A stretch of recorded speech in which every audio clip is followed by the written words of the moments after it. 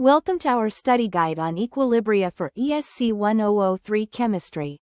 Over the next 4 lectures, we'll be covering everything you need to know about this fascinating topic. We'll start with physical and chemical equilibria, then explore Le Chatelier principle, before moving into acid-base equilibria, and finally the pH scale and titration. Let's dive in. Welcome to Lecture 5.1. Where we're diving into the fascinating world of equilibria. We'll be exploring 2 key types, physical and chemical equilibrium, and unpacking what it really means for a system to reach a dynamic equilibrium. We'll also introduce one of the most powerful tools in chemistry, the equilibrium constant K. Let's get started. Dynamic equilibrium is all about balance. When a reaction is reversible, it proceeds in both directions simultaneously, neither fully completing. Equilibrium is reached when the forward rate equals the reverse rate. Now, this doesn't mean the reaction stops. Molecules are still reacting constantly at the molecular level. What remains constant are the concentrations. Looking at the graph, you can see both rates converging until they're identical. That's your equilibrium point. There are 2 types of equilibrium worth knowing. In physical equilibrium the molecules themselves don't change, only their state does. Sugar dissolving in water is a classic example, where the dissolving and precipitation rates become equal. In chemical equilibrium entirely new substances form through reversible reactions. The Haber process shows this perfectly. Nitrogen and hydrogen combine to make ammonia, while ammonia simultaneously breaks back down. In both cases, forward and reverse rates are equal, and concentrations stay constant. The equilibrium constant expression follows a straightforward pattern, products over reactants, each raised to their stoichiometric coefficients. A few critical rules. Your equation must be balanced, the brackets represent molar concentrations at equilibrium, and K itself has no units. Importantly, pure solids and liquids are excluded because their activity is constant. Notice in the acetic acid example, water is left out entirely. And remember, only temperature can actually change the value of K. Let's walk through a worked example using an ICE table. We're given initial concentrations of hydrogen and iodine gas, with no high present yet. At equilibrium, high measures 1.87 times 10 cubed molar.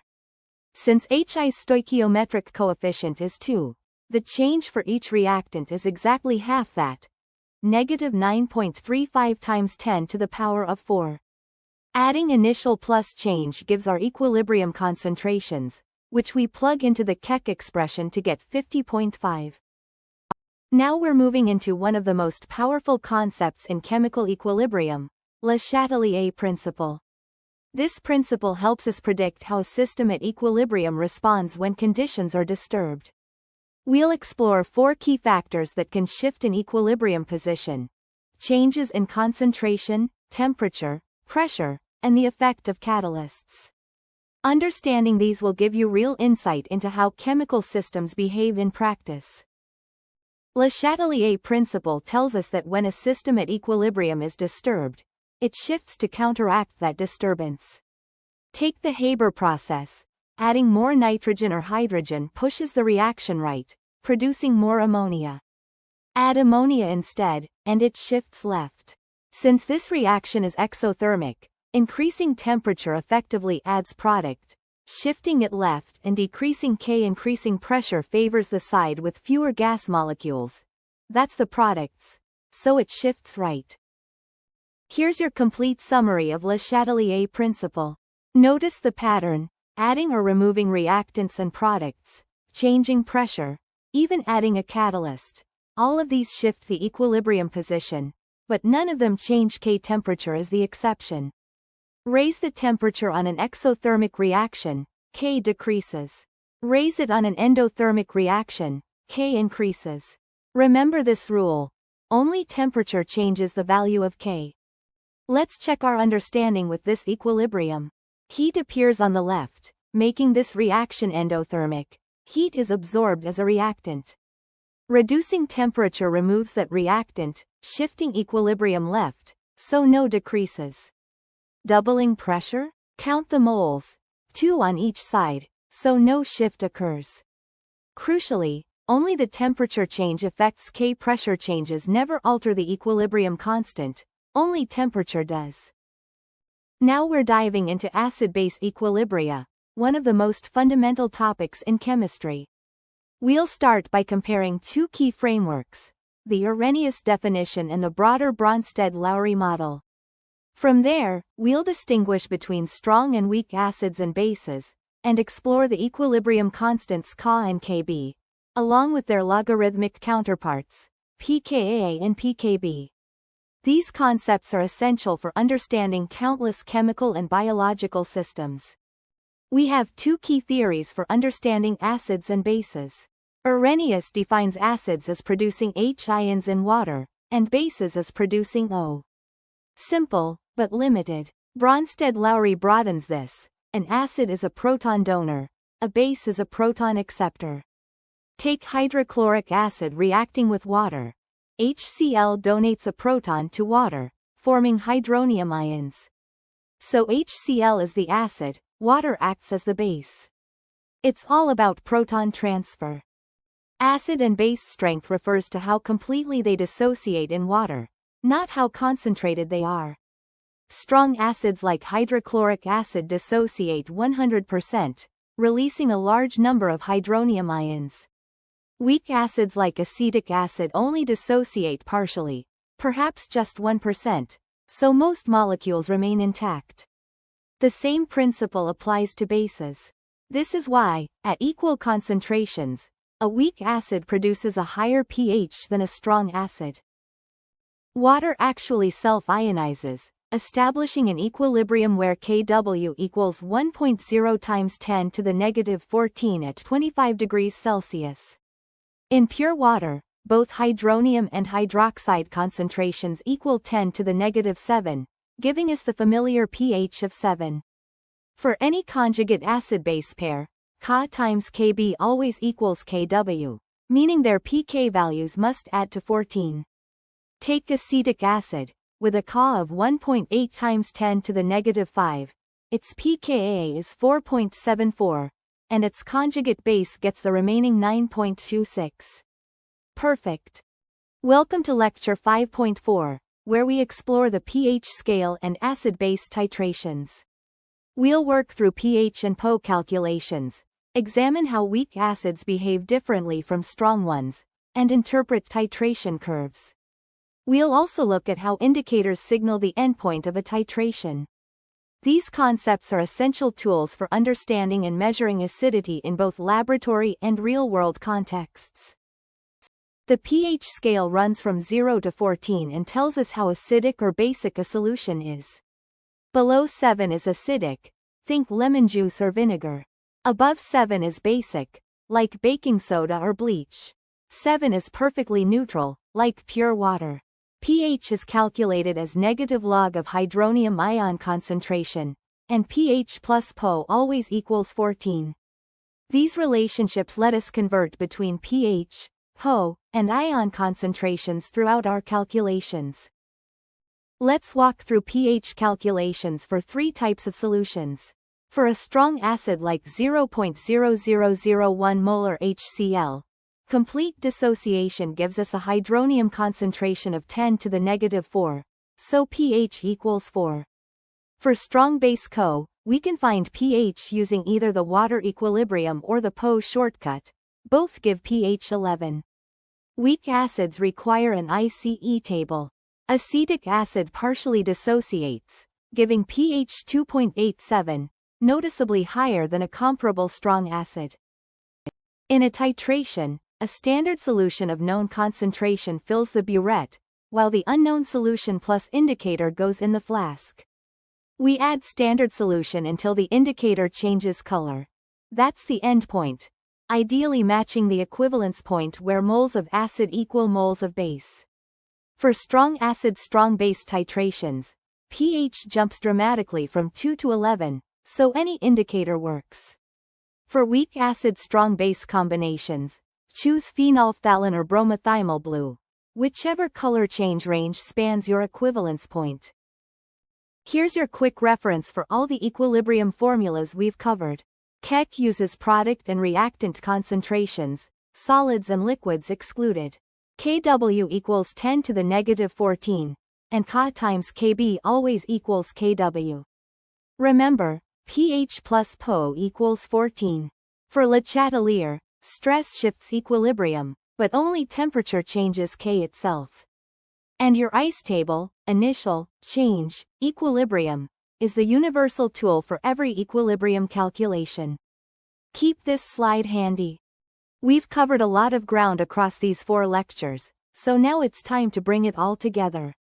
This mixed practice quiz will test your understanding of everything, from atomic structure to chemical bonding, reactions, and beyond.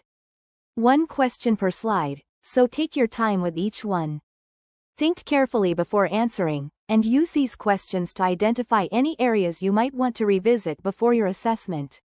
Let's see how you do. Here's a classic misconception question about dynamic equilibrium. The answer is B. Both the forward and reverse reactions are still happening simultaneously, just at equal rates. This is the key idea. The system looks like nothing's changing because concentrations stay constant, but don't be fooled, it's absolutely not static. Reactions A, C, and D all describe a reaction that's essentially stopped or finished, which is the opposite of what equilibrium means. Here we have iodine solid in equilibrium with iodine gas. When writing the Keck expression, remember this crucial rule. Pure solids are excluded because their activity is constant and equals 1. So we don't include I2 solid in our expression at all. That eliminates options A and D immediately. Option C is the reciprocal, which is also wrong. The correct answer is simply B. Keck equals the concentration of I2 gas, nothing more. Here we have the Haber process, nitrogen plus hydrogen making ammonia. When we dump extra nitrogen into the system, we're creating a stress. Le Chatelier tells us the system will fight back by consuming that extra nitrogen, pushing the reaction rightward to make more ammonia. So the answer is B, shifts right. And remember, K stays constant. Only temperature changes K, not concentration. Here we have the Haber process, nitrogen plus hydrogen forming ammonia, releasing heat. Temperature gets raised. What happens? Since heat appears as a product, this reaction is exothermic. Raising the temperature essentially adds more product to the system, so the equilibrium shifts left to compensate, producing less ammonia. The answer is B. Critically, the equilibrium constant K actually decreases when temperature rises for exothermic reactions. That's a key distinction worth remembering. Here we're comparing acidity at the same concentration, so concentration isn't the factor. The answer is B. Acid strength is all about dissociation. HCl is a strong acid, it dissociates nearly completely, flooding the solution with hydronium ions. Acetic acid, a weak acid, only dissociates about 1%, producing far fewer hydronium ions and a higher pH. Same concentration, very different behavior. Here we need to find the base dissociation constant for cyanide ion, the conjugate base of HCN. The key relationship is Ka times Kb equals Kw, which is 10 to the negative 14. So we simply divide 10 to the negative 14, divided by 6.2 times 10 to the negative 10, giving us 1.6 times 10 to the negative 5. Answer B. Remember, whenever you know Ka of a weak acid, you can always find Kb of its conjugate base using this relationship. Question 7 asks for the pH of a 1.0 times 10 to the negative 4 molar HCl solution. Since HCl is a strong acid, it fully dissociates, meaning the hydronium ion concentration equals 1.0 times 10 to the negative 4 molar. Applying the pH formula, negative log of 10 to the negative 4 gives us exactly 4.00.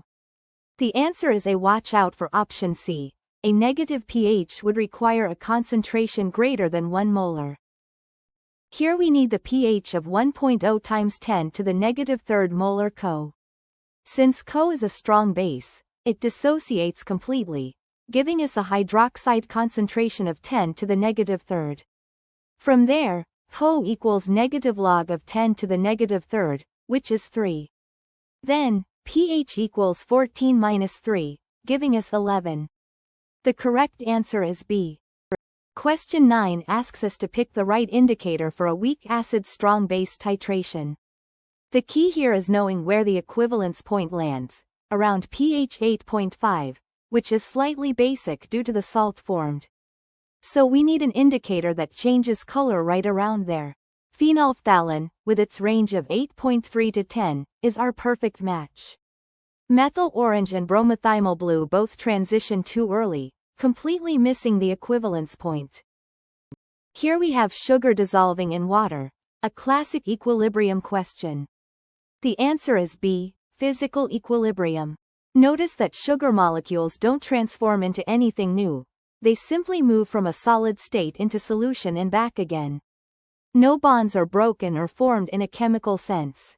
When the rate of dissolving equals the rate of precipitation, you've reached physical equilibrium. The substance's identity remains completely unchanged throughout. Here we have a pressure question. Always start by counting moles of gas on each side. Reactants: 2 moles of HI, so 2 moles total. Products: 1 mole of hydrogen plus 1 mole of iodine, also 2 moles. Equal moles on both sides means doubling the pressure has absolutely no effect on the equilibrium position. No shift occurs, and K remains unchanged. The answer is C. Here we're converting Ka to pKa for acetic acid. Remember, pKa is simply negative log of Ka. So we take negative log of 1.8 times 10 to the negative 5. Breaking it apart, log of 1.8 is 0.255, and log of 10 to the negative 5 is negative 5. So we get negative 0.255 minus 5, giving us 4.74. Answer B. Quick reminder: the smaller the pKa, the stronger the acid. Here's the full ice table solution for ethyl propanoate. Starting with 0.50 molar of each reactant, the equilibrium propanoic acid concentration dropped to 0.20 molar, a decrease of 0.30.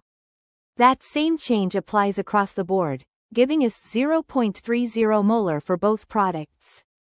Plugging into our Kc expression gives 0.09 divided by 0.04, equal to 2.25. Notice we include all 4 species because they're dissolved solutes in each other, not pure liquids, so concentrations are included. Let's bring it all together. Equilibrium is reached when forward and reverse reaction rates are equal. The K expression captures that balance, and only temperature can shift it. Le Chatelier tells us how systems respond to stress. For acids and bases, Ka and Kb measure strength, both tied to Kw. And pH connects everything numerically, whether you're calculating strong acids, weak acids using ice tables, or finding titration equivalence points. Here's your master cheat sheet for all 4 equilibrium lectures. Remember the golden rules. K only changes with temperature, never with concentration or pressure. Le Chatelier tells us systems always push back against stress. For acids and bases, Kw equals 10 to the negative 14, and pKa plus pKb always equals 14. Master your ice tables for weak acid calculations, and keep pH plus Po equal to 14. These connections tie everything together beautifully. Here's a great reference table to consolidate everything we've covered. Notice the patterns. Strong acids give hydronium concentration directly, strong bases give hydroxide directly, and we use pH plus Po equals 14 to find the missing value. Pure water sits perfectly at pH 7, while our HCl and sulfuric acid examples show acidic conditions, and Co sits in the basic range. Keep these relationships and formulas handy. They're the foundation for every pH calculation you'll encounter.